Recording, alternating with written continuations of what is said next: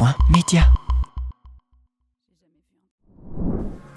Aujourd'hui, on se retrouve pour parler du Brussels Sound, un style musical qui se développe dans les rues de Bruxelles, mais pas que.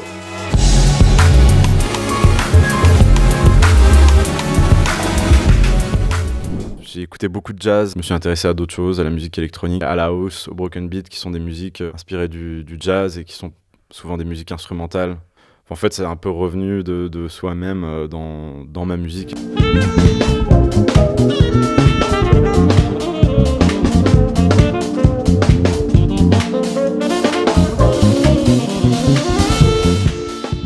Right after the pandemic, there was a new wave of bands who would mix a lot of jazz, hip-hop, electronic genres together.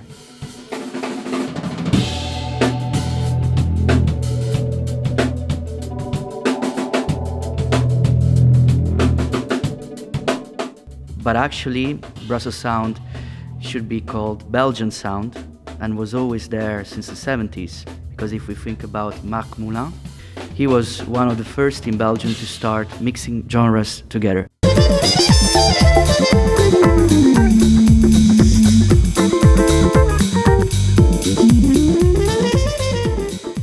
I think it's because live music went away for a while during COVID. And when it came back, it combined a lot of things that people were listening to. What these bands are doing is kind of like electronic music but played live.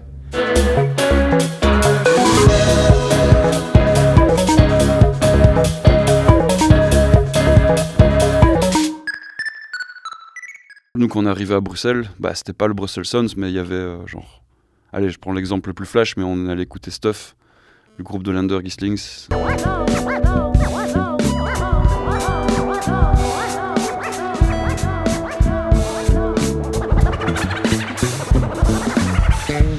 Mais nous, nos influences, c'est des sons d'il y a 10-15 ans, peut-être des États-Unis, d'Angleterre. On a clairement décidé de vraiment s'inspirer de musique produite, de DJ, de producteurs, et de l'adapter en la jouant.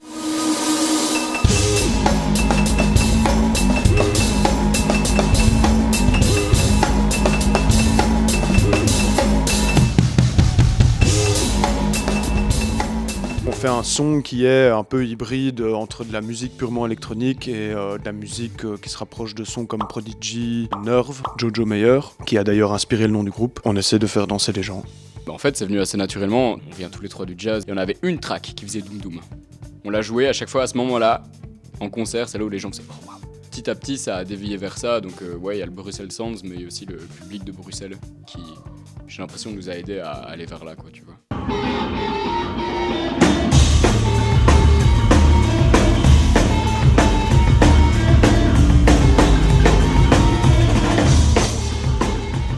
Il y a vraiment une scène à Bruxelles qui est en train de se développer à fond là-dedans, avec évidemment des groupes comme Ek, Toucan, Stuff avant ça. Pour nous, c'est vraiment une fierté. Tous les autres groupes qui sont représentés dans cette scène, c'est des groupes qui nous inspirent à fond, avec qui on est super potes. Le Brussels Sound, c'est un truc, je sais pas si j'ai déjà assez de recul pour le définir. Il y a un truc clairement qui se passe avec la musique électronique, une scène club qui est vraiment bouillonnante. Il y a aussi évidemment toute cette scène du genre jazz et qui en font quelque chose de très nouveau, qui se rapproche fortement de la musique électronique.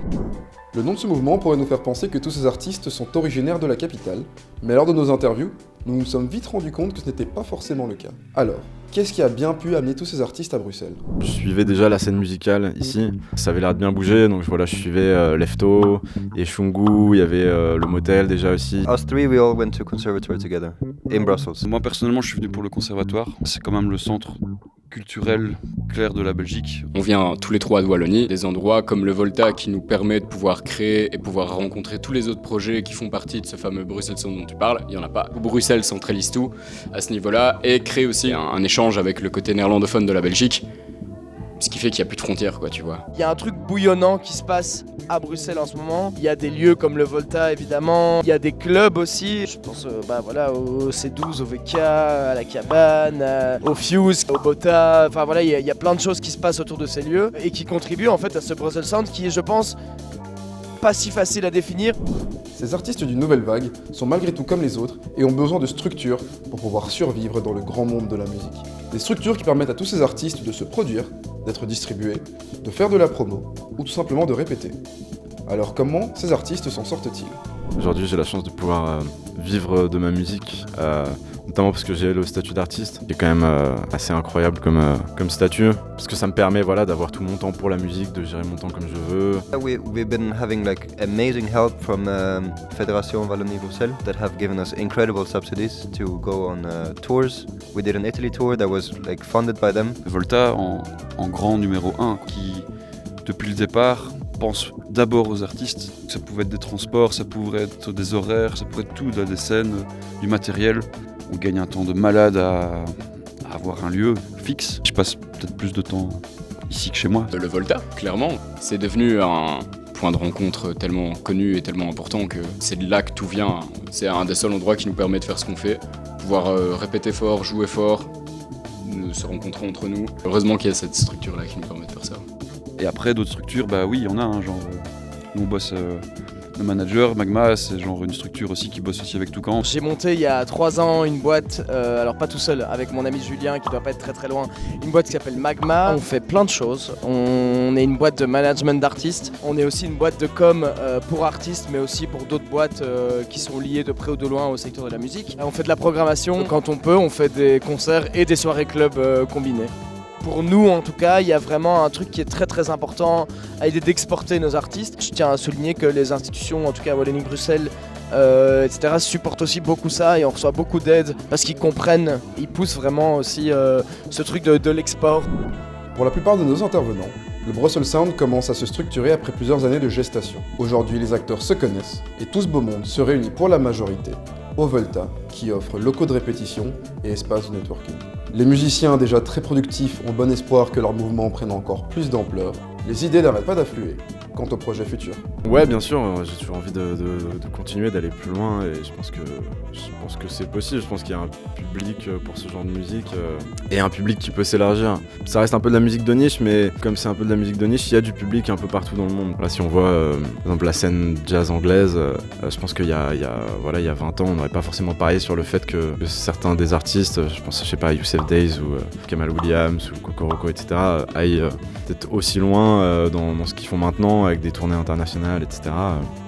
Je pense que elle a beaucoup à donner encore et surtout on commence tout doucement à un peu s'expatrier. C'est pas forcément gagné dans le style qu'on fait. Par contre, on sent que petit à petit, on tourne dans d'autres festivals à l'étranger, même ici, et je ne vois pas forcément beaucoup de projets qui ont cette idée. Des fois, quand tu as un réseau musical associé à un lieu, ça fait juste que les autres se poussent les uns les autres vers le haut. Et ouais, il y a encore tout à péter, je pense. Là, il y a Act qui est en train de tout casser à l'international, Toucan il monte aussi, tu vois. Ouais, moi je pense aussi au niveau plus technique et créatif, il y a énormément encore à faire parce que j'ai l'impression qu'on est vraiment au début. Des groupes qui, avant nous, essaient de s'inspirer de sons précis de la musique électronique et d'essayer de s'en rapprocher ou même de les copier avec du matériel qui n'a rien à voir. Si tu veux trouver un tutoriel par exemple sur YouTube de ça, il n'y a personne. Donc peut-être on devrait faire ça déjà. Vous venez de le voir, Bruxelles regorge de talent et de créativité. Le Brussels Sound, aussi singulier soit-il, n'est que le reflet de la diversité de notre ville. On espère que vous comprenez un peu mieux ce mouvement grâce à cette vidéo. Alors la prochaine fois que vous passez devant une salle de concert, tendez l'oreille. Une bonne surprise vous y attend plus que sûrement. Mammouth.media. Mammouth.media ? Tu connais pas ?